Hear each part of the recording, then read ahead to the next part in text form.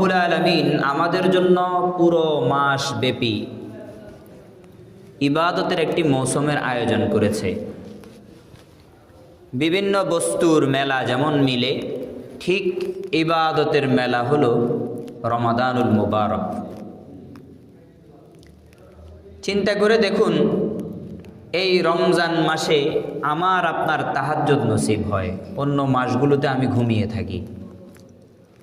চিন্তা করে দেখুন, রমাদানুল মুবারককে উদ্দেশ্য করে খুদ সেহরি খাওয়া সুন্নাত, একটা ইবাদত। তারপরে সাহরির পর যেহেতু উঠেই গেছি, ফজরটা আমার সুন্দরভাবে জামাতের সহিত আদায় হয়ে যায়, কোনো অবহেলা ছাড়া। নেয়ামত, ফরজ দায়িত্ব আদায় হয়ে গেল। এরপর চিন্তা করুন নিজের ডিসিপ্লিনটার কথা চিন্তা করুন। ইফতারি করতেছি, খাইতেছি কিন্তু নিজের পেট ভরার জন্য, সারাদিন খাই নাই বিদায়, কিন্তু আল্লাহ আমাকে সওয়াব দিতেছে। ইফতারি একটা ইবাদত।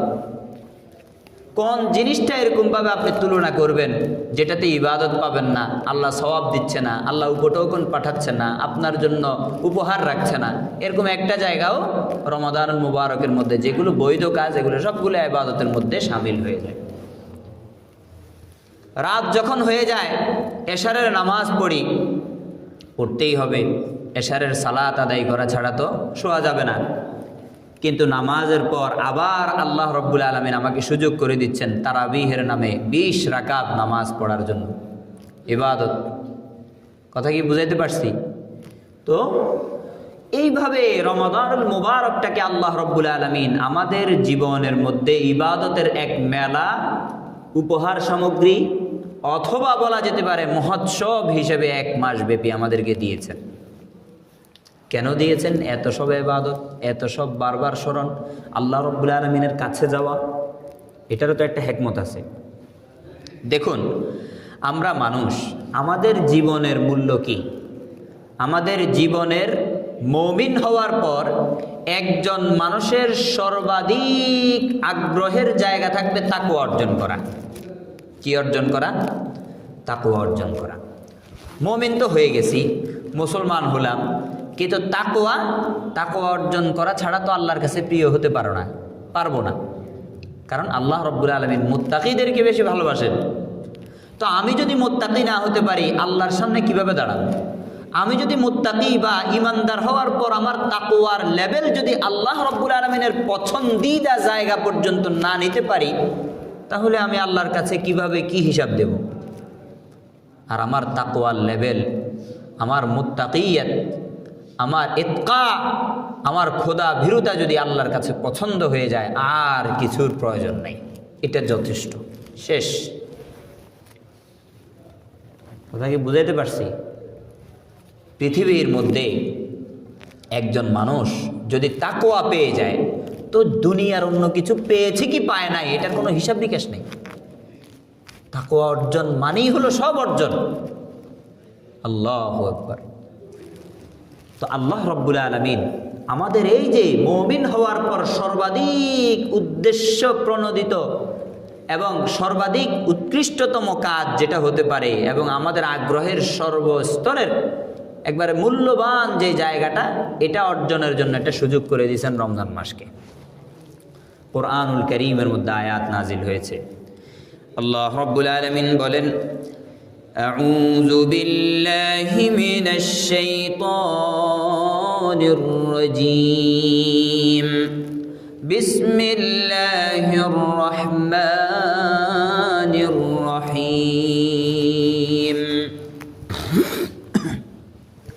ইয়া আইয়ুহাল্লাযীনা আমানু কুতিবা আলাইকুমুস সিয়ামু কামা কুতিবা আলাল্লাযীনা মিন ক্বাবলিকুম লাআল্লাকুম তাত্তাকুন। আল্লাহ রাব্বুল আলামিন কুরআনুল কারীমের মধ্যে বলেন, বান্দা, তোমাদের পূর্বকার জামানার উম্মতের প্রতি যেমন রোজাকে লিখে দেওয়া হয়েছে, কুতিবা আলাইকুমুস সিয়াম, তোমাদের উপরও তেমন ভাবে লিখে দেওয়া হয়েছে। অর্থাৎ তোমাদের উপর রমজানুল মুবারকের রোজাকে ফরজ করে দেওয়া হয়েছে, অত্যাবশ্যকীয় করে দেওয়া হয়েছে।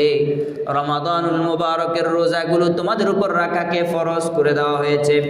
বলে এই যে তোমাদের উপর রমাদানুল মুবারকের রোজাকে ফরজ করেছি, কেন করেছি?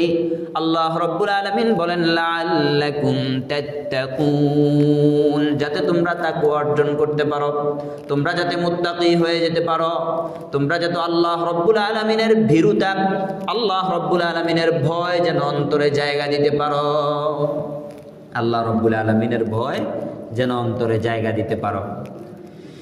আল্লাহু আকবার। আল্লাহ রাব্বুল আলামিন কোরআনুল কারীমের মধ্যে আমাদেরকে বলে দিচ্ছেন, বলে রমজানুল মুবারক হবে তোমার তাকওয়া অর্জনের জন্য উত্তম একটি মাস।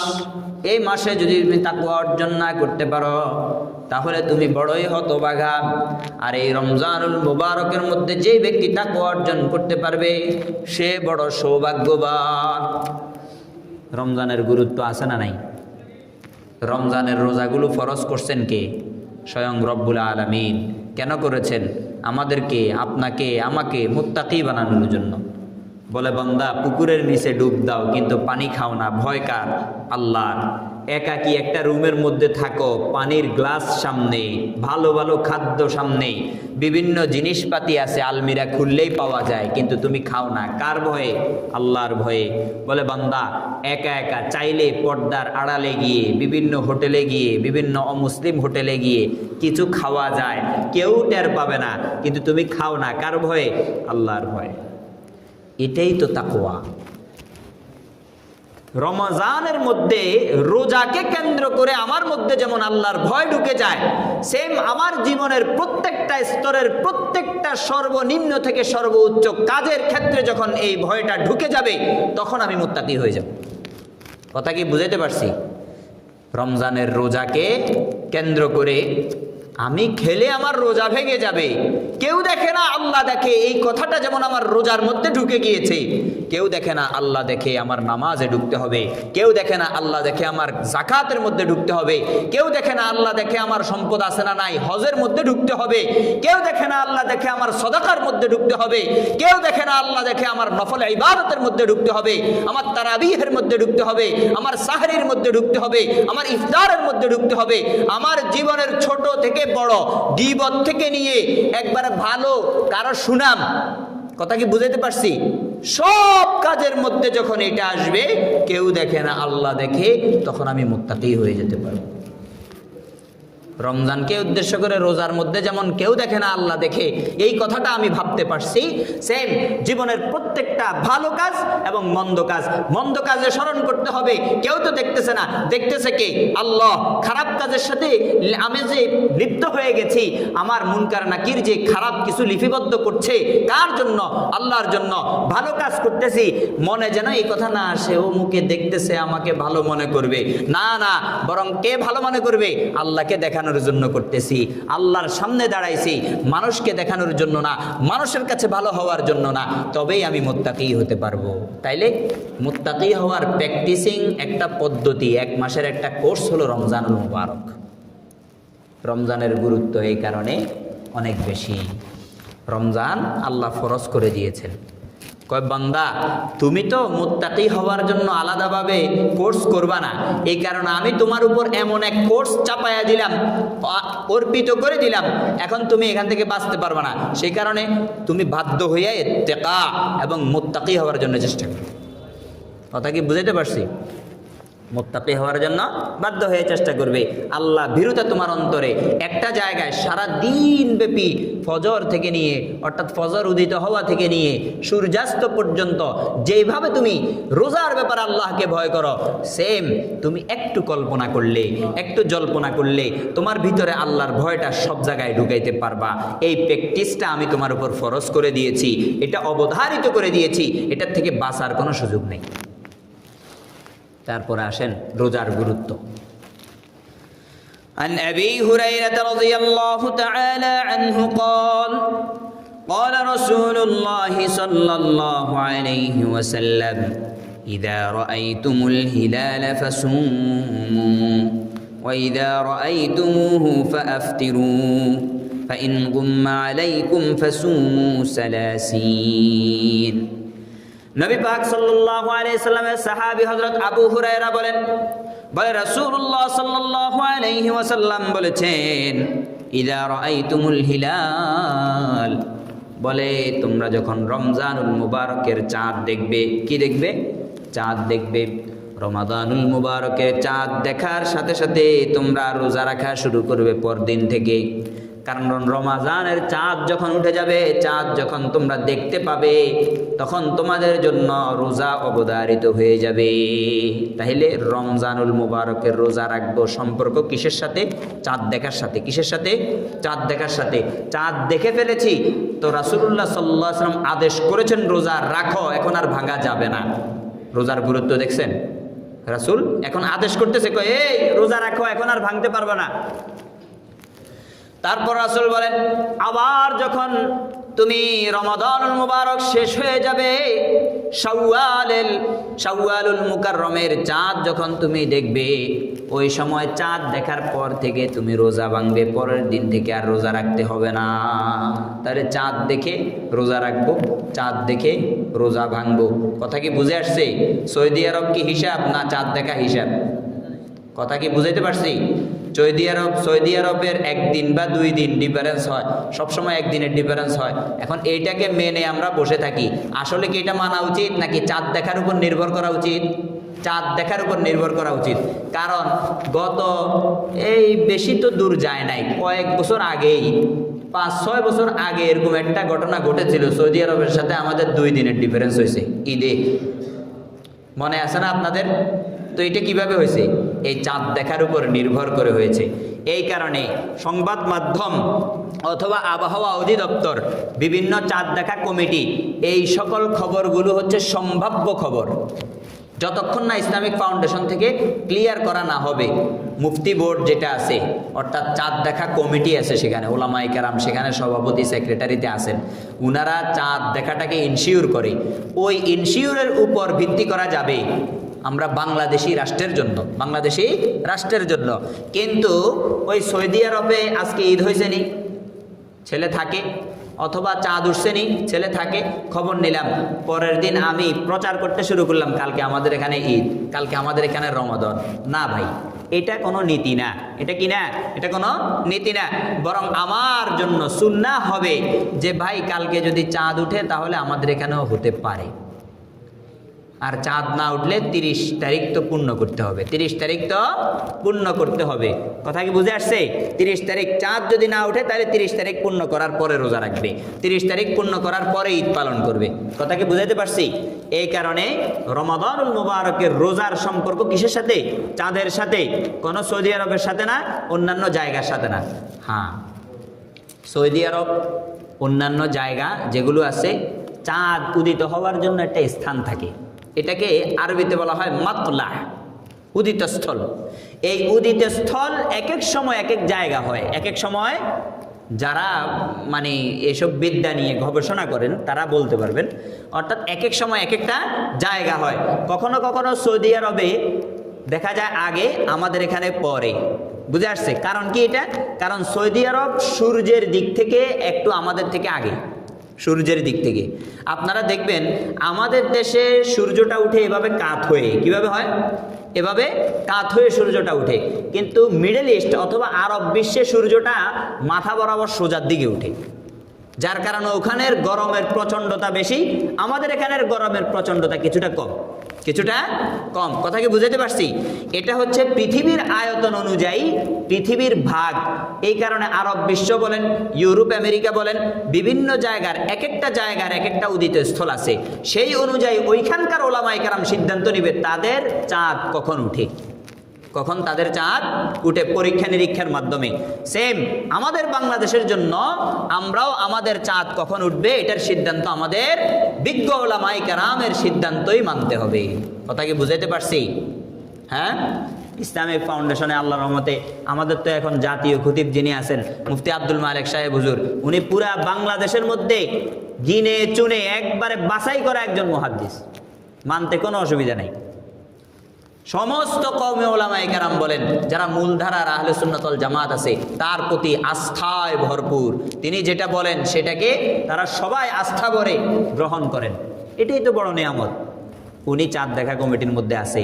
এই যে রমাদানুল মুবারকের যে সূচিপত্রটা বের হয়েছে ইসলামিক ফাউন্ডেশন থেকে, আপনারা চেষ্টা করবেন ওইটা ফলো করার জন্য, কারণ ওইখানে প্রায় বাংলাদেশের মাথা তোলা 3-4 জন মুফতিয়ানে কেরাম এটাকে নিরীক্ষণ করে দিয়েছে সুন্দর করে। এর মধ্যে আমাদের জাতীয় খতিব সাহেব আব্দুল মালিক সাহেব হুজুরও আছেন, তারপর আমাদের বাংলাদেশের একজন জানে মানে মুফতি সাহেব মুফতি মিজানুর রহমান সাইদ সাহেব হুজুর আছেন, তারপরে আমাদের বেফাকুল মাদারিসিল আরাবিয়া বাংলাদেশের মহাসচিব সাহেব হুজুর আছেন।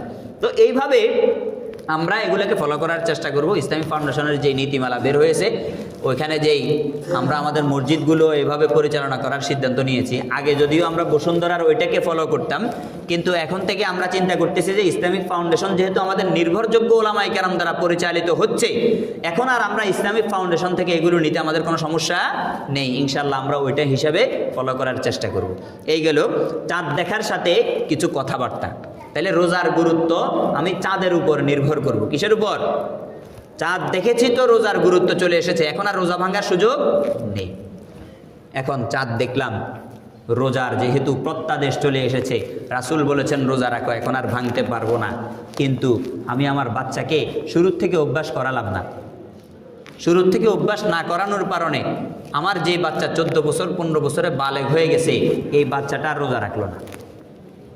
আচ্ছা বলুন তো, আমি যে শুরুর থেকে আমার এই বাচ্চাটাকে অভ্যাস করালাম না, যার ফলে সে এখন রোজা ভঙ্গ করছে, এই রোজা ভঙ্গ করার কারণে আমি তো আমার বাচ্চার বালেগ হওয়ার সূচনা লগ্নে তাকে গুনাহ করতে ঠেলে দিলাম, গুনার দিকে ঠেলে দিলাম কিনা বলেন না? অথচ রাসূলুল্লাহ সাল্লাল্লাহু আলাইহি ওয়াসাল্লাম নামাজের জন্য আদেশ করতে বলেছেন 7 বছর বয়সে। আচ্ছা নামাজ কি ফরজ না ফরজ না? বলেন, ফরজ কি ফরজ না? ফরজ। এখন আসেন, নামাজ যদি ফরজ হয় তো রোজা কি ফরজ না ফরজ না? রোজাও ফরজ। তাহলে 7 বছর বয়সী একজন বাচ্চাকে রোজার জন্য উৎসাহিত করার দরকার কি দরকার না? 7 বছর থেকে কেন উৎসাহিত করব? 7 বছর থেকে তাকে কেন নামাজের আদেশ করব? কেন রোজা রাখার জন্য উৎসাহিত করব, গুরুত্ব দিব যে বাবা তুমি রোজা রাখো, রাখলে আমি পুরস্কার দিব, উপটোকন দিব, উপহার দিব? কেন? কারণ হচ্ছে সে যখন 10 বছর হবে তখন এই অভ্যাসটা তার থাকবে না যদি 7 বছর থেকে না করে। কারণ 10 বছর যখন হয়েছে তখন রাসূলুল্লাহ সাল্লাল্লাহু আলাইহি সাল্লাম বলছে, এখন যদি নামাজ না পড়ে হাত দিয়ে হালকা পাতলা প্রহার করো, থাপ্পড় বিভিন্ন জায়গায়, মুখে না, কোথায়? শরীরের বিভিন্ন জায়গায়, হ্যাঁ, হালকা পাতলা একটু প্রহার করো। বাবা মাকে বলছেন, কথা কি বুঝে আসছে? হাত দিয়ে, বেত দিয়ে না, আবার লাঠি দিয়ে না। বাচ্চাদের প্রতি আমরা অমানবিক নির্যাতন করি। আল্লাহ আমাদেরকে হেফাজত করুক। কখনো কখনো মেজাজ কন্ট্রোল না থাকার কারণে হয়ে যায়। আর আমাদের একটা কারো কারো এরকম অভ্যাসে হয়ে গেছে যে বাচ্চা খায় না, বাচ্চা এই করে সেই করে, আমি আগে লাঠি নিয়ে বসি। না, এটা করবেন না। সে কি বুঝে একটা বাচ্চাকে লালন পালনের জন্য, তার মেধা কি, সে কি চায়, এই জিনিসটা বুঝার চেষ্টা করেন আব্বা আম্মারা। 10 বছর আগে একটা বাচ্চার গায়ে তো বেত লাঠি এগুলো লাগানোর কোনো জায়েজে নাই, হাতও লাগানো মানে ওটা আদেশ আসে নাই। নামাজের চেয়ে গুরুত্বপূর্ণ আর কিছু আছে? নামাজ তো ফরজ জিনিস না। তো রাসূল নামাজের কথা বলতেছে যে 10 বছর বয়সে যদি সে নামাজে অবহেলা করে তখন তুমি হাত দিয়ে প্রহার করো। কথা কি বুঝাতে পারছি? এই একটা বিষয়। তারপরে এই 10 বছর বয়সে যে বাচ্চাটাকে আমি নামাজের জন্য প্রহার করব, তাকে রোজার জন্য প্রহার করব না? কথা বলা না। নামাজ ফরজ, রোজাও তো ফরজ। ইসলামের বুনিয়াদি ফরজের মধ্যে দুটোটা একই। হ্যাঁ, এই কারণে 10 বছর বয়সী একটা বাচ্চাকে যখন আমি রোজার জন্য একটু চাপ দিব, চাপ প্রয়োগ করব, তখন সে রোজা রাখতে উদ্বুদ্ধ হবে। এটা কেন? আচ্ছা বলেন তো, 10 বছর বয়সী বলেন, 7 বছর বয়সী বলেন, যাকে আমি নামাজের আদেশ করতেছি, রোজার আদেশ করতেছি, 7 বছর বয়সী একটা বাচ্চা, অথবা 10 বছর বয়সী একটা বাচ্চা যাকে আমি নামাজের জন্য রোজার জন্য প্রহার করতেছি, তার আমলনামা কি এখনো জারি হয়েছে? হয় নাই। কিন্তু রাসূল বলেছেন এটা করো। কেন? কারণ হচ্ছে যখন 13-14 বছর বয়সে গিয়ে বাচ্চাটা বালেগ হয়ে যাবে, তখন তো সে নামাজ না পড়লে তার জন্য ফরজ লঙ্ঘনের গুনাহ লিপিবদ্ধ হবে। রোজা না রাখলে ফরজ লঙ্ঘনের গুনাহ লিপিবদ্ধ হবে। আর এই তাকে তার বালেগ হওয়ার সূচনা লগ্নেই ফরজ লঙ্ঘনের গুনাহ, কবিরা গুনাহ থেকে বাঁচানোর জন্য আগের থেকে প্র্যাকটিস এগুলো করতে হবে। আগের থেকে এগুলো কি করতে হবে? প্র্যাকটিস এগুলো করতে হবে। এই কারণে ওই যে ময়না পাখি অথবা টিয়া পাখি যারা লালন পালন করে, দেখবেন খাঁচার মধ্যে রাইখা রেখে তাকে আগে পোষ মানায়, আগে কি করে? পোষ মানায়। যখন বুঝে যে সে এখন আর যাবে না, তখন কি করে? ছেড়ে দেয়। তখন তার কাঁধে কাঁধে থাকে, তখন তার কাঁধে কাঁধে থাকে। এই পোষ মানানোর জন্য তার একটা সংগ্রাম আছে না নাই? হ্যাঁ, এখন পাখি যেটা পোষ মানাইতেছে, আরেক ব্যক্তি যদি বলে যে এই পাখিটার উপর নির্যাতন করতেছো, তুমি খানা দিতেছো না, আটকায় রাখছো, আসলে কি খানা দিতেছে না, নাকি সে চায় যে এই পাখিটা তার জন্য পোষ মানুক? হ্যাঁ, ইসলামের জন্য এরকম একটা বাচ্চা, এই বাচ্চার জন্য আপনি হয়তো চিন্তা করবেন যে তাকে আমি এখন নামাজের আদেশ করব, তার উপর চাপ হয়ে যাবে, 10 বছর হয়েছে, তাকে হাত দিয়ে প্রহার করব, তার উপর চাপ হয়ে যাবে। না, এটা মূলত তাকে ইসলামের জন্য পোষ মানানো। ইসলামের জন্য এটা কি? পোষ মানানো। কথা কি বুঝাইতে পারছি? তাকে একটা পরিবেশ দেয়া যে বাবা, হ্যাঁ 10 বছর তো পার হয়ে যায়, 10 বছর পার হওয়ার পর তুমি যখন বালক হইবা তখন তো আর এই চান্স নাই, তুমি তো এখন আর রোজা ছাড়তে পারবা না, নামাজ ছাড়তে পারবা না, এই কারণে আগের থেকে তোমাকে পোষ মানাইতেছি। কথা কি বুঝাইতে পারছি? আল্লাহ রব্বুল আলামিন আমাদের বাচ্চাগুলোকে এইভাবে গড়ে তোলার তৌফিক দান করুন। প্রত্যেকজন অভিভাবক আজকে থেকে প্রতিজ্ঞা করেন যে আমার বাচ্চাকে আমি গুনাহ করতে দিব না। করেন না? করলে কি হবে? সে যখন বালেগ হবে, সে গুনাহমুক্ত পরিবেশে বালেগ হবে। গুনাহমুক্ত পরিবেশে কি হবে? বালেগ হবে। বাচ্চাটাকে উদ্বুদ্ধ করেন যে বাবা, তোমার 7 বছর হয়েছে, দেখো তো তুমি রোজা রাখতে পারো কিনা। আবার প্রতিদিন খেয়াল রাখবেন সে আসলে রোজা রাখতে পারতেছে কিনা, রোজা রাখতে পারতেছে কিনা। মানে যদি বেশি কষ্ট হয় তখন আপনি তাকে জিজ্ঞাসা করবেন কিছু খাইবা কিনা, খাইতে মন চাইলে খাওয়াই দিবেন, সমস্যা তো নাই। সমস্যা আছে, কিন্তু তাকে অভ্যাস করানো মাকসাদ কি? অভ্যাস করানো মাকসাদ। বলে আমার ছেলেটা শুকিয়ে যাবে, কে বলছে আপনাকে শুকাবে? তার সাহারিতে আপনি তাকে উঠান, ভালো কিছু খাবার দেন, এবং ইফতারির পরে তাকে ভালো আইটেম দেন, খেজুর, কিশমিশ, বাদাম এবং দুধ, এই টাইমের শক্ত খাবার যেগুলো শরীরের এনার্জিকে কি করে? ভালো করে। এই ধরনের খাদ্যগুলো তাকে দেন। খাদ্যগুলো দিলে ইনশাল্লাহ সে যে একবেলা খায় নাই, ওই একবেলার চাপটা তার উপর পড়বে না। কথা কি বুঝাতে পারছি? বাচ্চাদের ব্যাপারে তো এটা খুব গুরুত্বপূর্ণ বিষয়। আপনি অবশ্যই চিন্তায় রাখবেন আপনার ছেলে যেন বালেগ এমন অবস্থায় না হয় যে অবস্থায় বালেগ হলে সে নামাজিও না, রোজাদারও না। আগের থেকে প্রস্তুতি নেন, আগের থেকে তাকে শিক্ষা দেন, আগের থেকে তাকে কি করেন? শিক্ষা দেন। কারণ দেখেন, আপনি তখন প্রশ্ন করতে পারবেন যে এই ছেলেটা তো আগে রোজা শিখে নাই, নামাজ শিখে নাই, এখন বালেগ হওয়ার সাথে সাথে তার কেন গুনাহ লেখা হবে? তখন আল্লাহ যদি আপনাকে এই প্রশ্ন করে, আমি তো বলছিলাম আগে শিখানোর জন্য, তুমি কেন শিখাও নাই? প্রশ্ন আছে না নাই? পাল্টা প্রশ্ন আছে। এই কারণে সতর্ক হয়ে যাওয়া উচিত। এখন আসেন, এই যে অভ্যাস করালাম না, আমার বাচ্চাটা বড় হয়ে গেল, বালেগ হয়ে গেল, বালেগ হওয়ার পর রোজা ভাঙলো, কি করলো? আফসোসের বিষয় আছে না নাই? বালেগ হওয়ার পর রোজা ভাঙলো। তাহলে এখন আপনি বাবা, আমি বাবা, আপনি চাচা, আমি চাচা, আপনি একজন অভিভাবক, আমি একজন অভিভাবক, এই জায়গাটা মাথার উপর নেন। কল্পনা করেন শাস্তির কথা। এই বাচ্চাটা বালেগ হওয়ার পর রোজা যে রাখতে পারতেছে না, আমি যে অভ্যাস করাইলাম না সে কারণে, হ্যাঁ এখন সে শাস্তির উপযুক্ত হইতেছে। কেমন শাস্তি? নাউযু বিল্লাহি মিন যালিক। রাসূলুল্লাহ সাল্লাল্লাহু আলাইহি ওয়াসাল্লাম হাদিস শরীফের মধ্যে বলেন, আন নবী উমামা রাদিয়াল্লাহু তাআলা আনহু قال قال رسول الله صلى الله عليه وسلم بينما أنا نائم أتاني رجلان। হযরত আবু উমামা রাদিয়াল্লাহু তাআলা আনহু বলেন, রাসূলুল্লাহ সাল্লাল্লাহু আলাইহি ওয়াসাল্লাম বলেন, আমি একবার ঘুমিয়েছিলাম, ঘুমের মধ্যে আমি দেখলাম 2 জন ব্যক্তি আমার কাছে আসলো।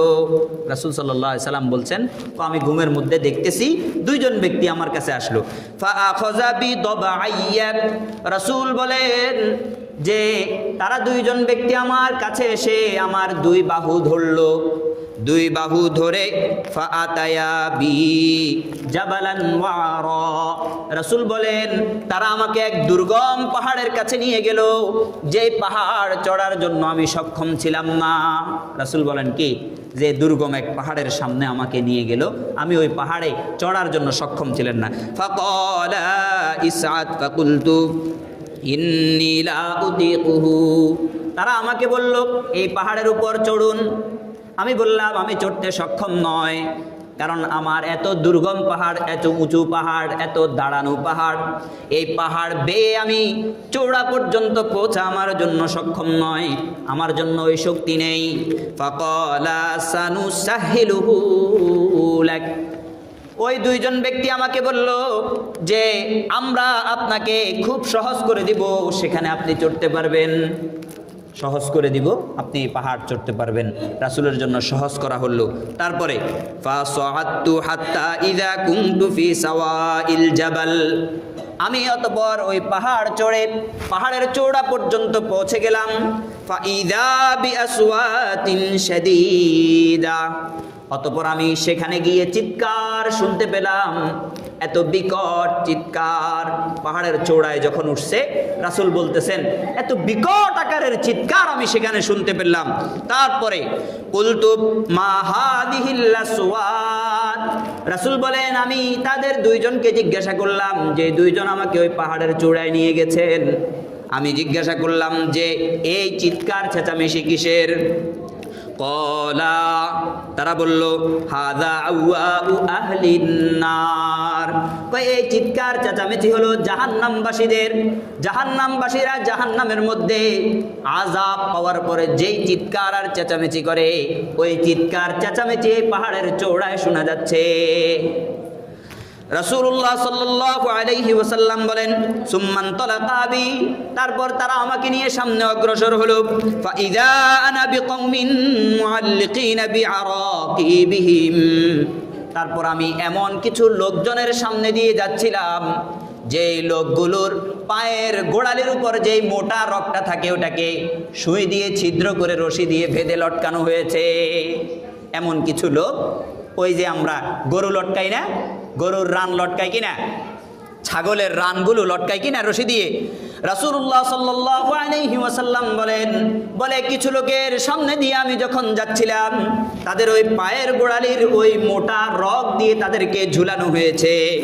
মুশাক্কাতি আশদাকিহিম, রাসূল বলেন তাদের এই চুলগুলো ছিঁড়ে বিড়ে ফেলেছে, কোনোটা কাটা, কোনোটা টেনে টেনে ছিঁড়েছে, বোঝা যায় কোনোটা টেনে টেনে ছিঁড়েছে। উস্কো খুস্কো চুল, একবার লম্বা লম্বা চুল, ওই চুলগুলো ছেঁড়া বেড়া, এমন এক পরিস্থিতি। রাসূল বলেন তাসিলু আশদাকুম দামা, বলে যে তাদের যে চুলগুলো নিচের দিকে নেমে গেছে, তাদের ওই পায়ের মোটা রগটা যখন উপরে চলে গেছে, অটোমেটিকলি তাদের মাথাটা নিচের দিকে নেমে গেছে, তাদের চুলগুলো ঝুলে আছে, আর ওই চুল বেয়ে বেয়ে তাদের ওই ছিঁড়া পাড়া যেই গাল আছে, গালগুলোকে ছিঁড়ে দেওয়া হয়েছে, ওই ছিঁড়া গাল থেকে বেয়ে বেয়ে রক্তগুলো পড়ছে, তাদের ওই চুল দিয়ে বেয়ে বেয়ে তাদের ওই ছিঁড়া গালের রক্তগুলো পড়ছে, তাজা তাজা রক্ত পড়তেছে। রাসূলুল্লাহ সাল্লাল্লাহু আলাইহি ওয়াসাল্লাম বলেন কুলতু মান হাউলা, আমার সাথে যে দুইজন ব্যক্তি গিয়েছিলেন আমি তাদেরকে জিজ্ঞাসা করলাম, বলে এরা কারা? আমি তাদেরকে জিজ্ঞাসা করলাম এই সমস্ত ব্যক্তি কারা যাদেরকে এরকমভাবে মোটা রগ তার পায়ের গোড়ালি উপর দিকে দিয়ে নিচের দিকে ঝুলিয়ে দেওয়া হয়েছে, তার গালগুলোকে ছিঁড়ে বিড়ে ফেলা হয়েছে, রক্তগুলো তার চুল বেয়ে বেয়ে নিচের দিকে পড়ছে, এরা কারা? আল্লাহু আকবার। ক্বালা, তারা দুইজন বলল যে দুইজন রাসূলকে নিয়ে গিয়েছেন, আল্লাযীনা ইফতিরুনা ক্বাবলা তাহিল্লাতি সাওমিহিম, বলে এই সমস্ত ব্যক্তি হলো তারা যারা ইফতারের সময় হওয়ার আগে রোজা ভেঙে ফেলেছে। ইফতারের সময় এখনো হয় নাই, রাসূল বলছেন ইফতার করবা কখন? যখন সূর্যাস্ত হবে তখন, এর আগেই তারা খেয়ে ফেলেছে। তারা বুঝে নাই রোজার গুরুত্ব। রোজা আল্লাহ রাব্বুল আলামিন ফরজ করেছে, তারা সেটাকে অমান্য করেছে। তারা দিনের বেলা পান করেছে, দিনের বেলা ভক্ষণ করেছে, দিনের বেলা খাদ্য আহার গ্রহণ করেছে, দিনের বেলা স্ত্রীর সাথে মেলামেশা করেছে। আজ তাদের পরিস্থিতি হলো এই, তাদের পায়ের গোড়ালির মোটা রগে যেইভাবে আমরা গরুর রানগুলোকে ঝুলিয়ে দেই, এইভাবে ঝুলিয়ে দেওয়া হবে, তাদের গালগুলোকে ছিঁড়ে বিড়ে ফেলা হবে, আর ওই রক্তগুলো তাদের এরকম ভাবে তাদের যে চুলগুলো ঝুলে আছে ওই চুল বেয়ে বেয়ে রক্তগুলো পড়তে থাকবে। এবার চিন্তা করুন, আমি অভিভাবক, আমার বাচ্চাটাকে আমি নাবালেগ অবস্থায় রোজার জন্য উৎসাহিত করলাম না, যখন সে বালেগ হয়ে গেল আর সে রোজা ভাঙলো, তার এই পরিস্থিতির কথা আপনি চিন্তা করুন। আমার ছেলের কথা চিন্তা করুন, আমার মেয়ের কথা চিন্তা করুন, আপনার ছেলের কথা চিন্তা করুন, আপনার মেয়ের কথা চিন্তা করুন, আপনার ছোট ভাইয়ের কথা চিন্তা করুন। তাদেরকে আমরা কি করতেছি, কত বড় ক্ষতির মুখে ঢেলে দিচ্ছি। চিন্তা করছেন? এই কারণে সতর্ক হয়ে যান প্রিয় ভাইরা, রোজা ভাঙার কোনো সুযোগ নেই। বালেগ হয়ে গেছে, এখন আর রোজা ভাঙার তো কোনো সুযোগ নাই। যদি কখনো বাবা মার চেষ্টার পরেও কোনো বালেগ ছেলে অথবা বালেগ মেয়ের ক্ষেত্রে ওজোর ছাড়া, কি ছাড়া, তার কোনো ওজোর ছাড়া যদি কোনো মেয়ে রোজা ভাঙে অথবা কোনো ছেলে কোনো ধরনের ওজোর ছাড়া, সে সফরে নাই, সে অসুস্থ না, এমনিতেই রোজা ভাঙতেছে, তার একটা অভ্যাস, এরকম যদি হয়, আব্বা আম্মারা সতর্ক হয়ে যান, শক্ত হয়ে যান, তাকে খাদ্য দিবেন না, পানীয় দিবেন না, ঘরে জায়গাও দিবেন না।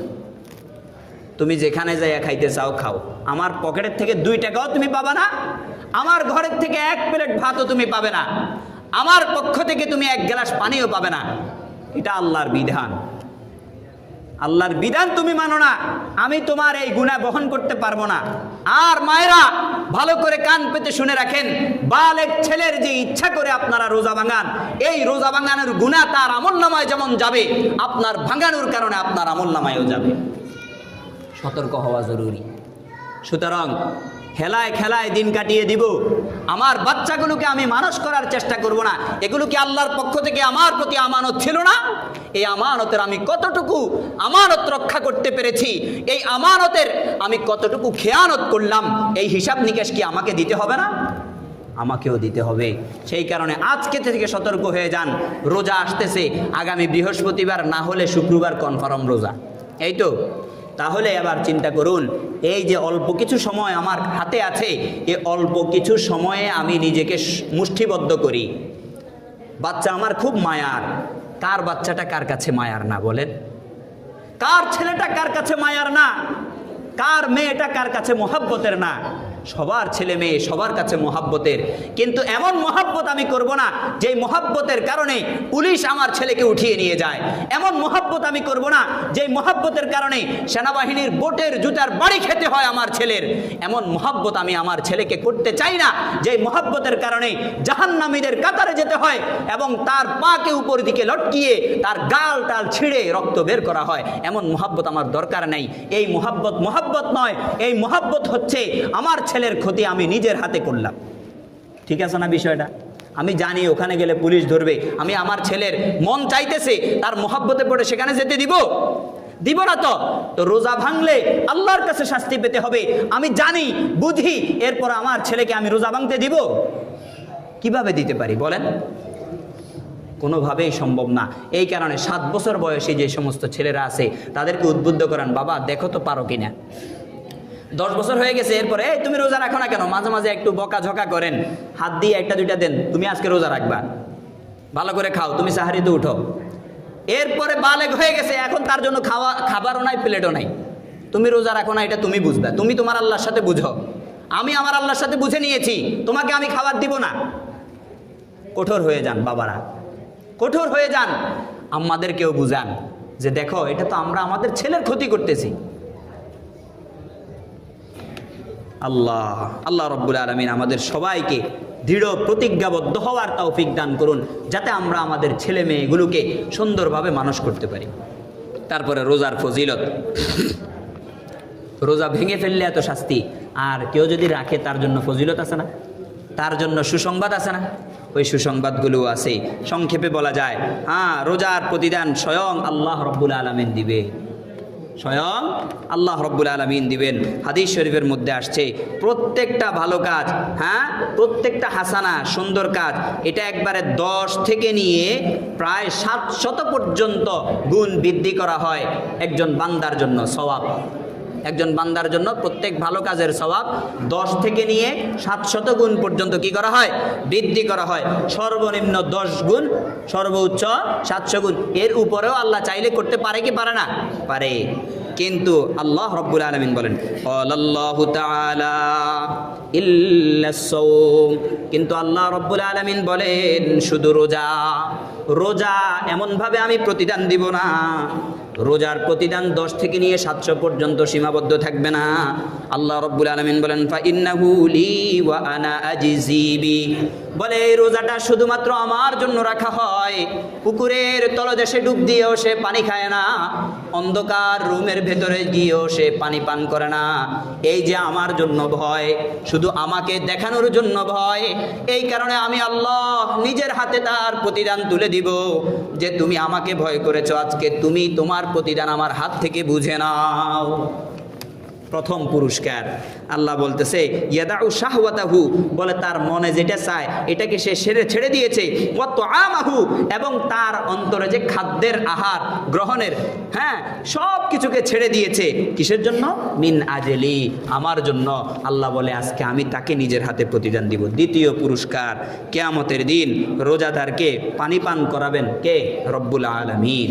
আল্লাহ রব্বুল আলামিন বলে গরমের প্রচণ্ডতার সময় যখন একজন রোজাদার শুধুমাত্র আমার দিকে তাকিয়ে রোজা রাখছে, আমি তাকে নিজের হাতে পানি পান করাবো, নিজের পক্ষ থেকে আমার জন্য অবধারিত করে নিব।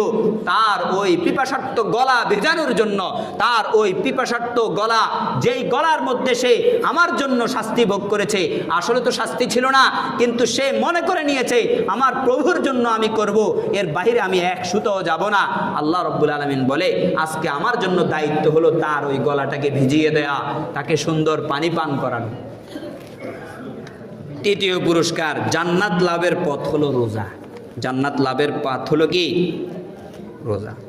আল্লাহ রাব্বুল আলামিন বলেন যে ব্যক্তি রোজা রাখে তার জন্য আল্লাহ রাব্বুল আলামিন জান্নাত দিবেন। এরপরে আসেন জান্নাতে প্রবেশ করবেন রোজাদার। তৃতীয় পুরস্কারের পরে কি? চতুর্থ পুরস্কার, জান্নাতে যে রোজাদার প্রবেশ করবেন সাধারণ কোনো গেট দিয়ে, মানে নামাজিরা যেখানে যায় অথবা অন্যান্য ব্যক্তিরা যেভাবে যায় সেভাবে? আল্লাহ বলেন না, রোজাদারদের জন্য আলাদা একটা বাব থাকবে, একটা গেট থাকবে, ভিআইপি গেট, যেটার নাম থাকবে বাবুর রাইয়ান। কি নাম থাকবে? বাবুর রাইয়ান। বলে রোজাদার যারা আছো তারাই শুধু এই গেট দিয়ে প্রবেশ করবে। রোজাদাররা যখন এই গেট দিয়ে প্রবেশ হবে, হাদিস শরীফের মধ্যে আসছে ওই গেটটাকে বন্ধ করে দেওয়া হবে, আর ওই গেট খোলা হবে না দ্বিতীয় আর কারোর জন্য, শুধু রোজাদাররাই ওই গেট দিয়ে, ভিআইপি গেট দিয়ে প্রবেশ করবে। আল্লাহু আকবার। তারপর আসেন পঞ্চম পুরস্কার, রোজা জাহান্নাম থেকে রক্ষাকারী ডাল হবে সেদিন।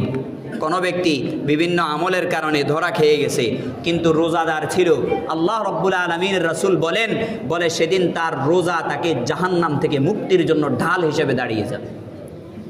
তারপরে ষষ্ঠ পুরস্কার বলে যে রোজা কিয়ামতে সুপারিশ করবে একজন ব্যক্তিকে জাহান্নাম থেকে রক্ষার জন্য। অর্থাৎ কারো জন্য জাহান্নাম লেখা হয়ে গেছে, আল্লাহর কাছে রোজা সেদিন দাঁড়াবে, আল্লাহ আপনার জন্য রোজা রাখছে, শুধু কাউকে দেখানোর জন্য না। অনেকে তো জানতোই না সে রোজা রাখছে, কিন্তু আল্লাহ আজকে সে জাহান্নামে চলে যাচ্ছে, ও আল্লাহ আপনার জন্য যে কাজটা সে করেছে আজকে আপনি তার জন্য একটা ছোট্ট কাজ করে দেন, তাকে জাহান্নাম থেকে মুক্তি দিয়ে দেন। তাহলে বোঝা গেল আমার বাচ্চার, যদি আমি শুভাকাঙ্ক্ষী হই, আমার বাচ্চাকে এই সমস্ত পুরস্কারের জন্য বসাবো, আমার বাচ্চাকে আগের যে শাস্তির কথা উল্লেখ হয়েছে ওই শাস্তির উপযোগী বানাবো না, ইনশাআল্লাহ। ঠিক আছে না? আল্লাহ রব্বুল আলামিন আমাদের সবাইকে বুঝে শুনে পুরস্কারের আশায়, জাহান্নামের শাস্তি থেকে মুক্তির আশায় আমাদেরকে আমল করার তৌফিক দান করুন। ওমা তৌফিকি ইল্লা বিল্লাহ।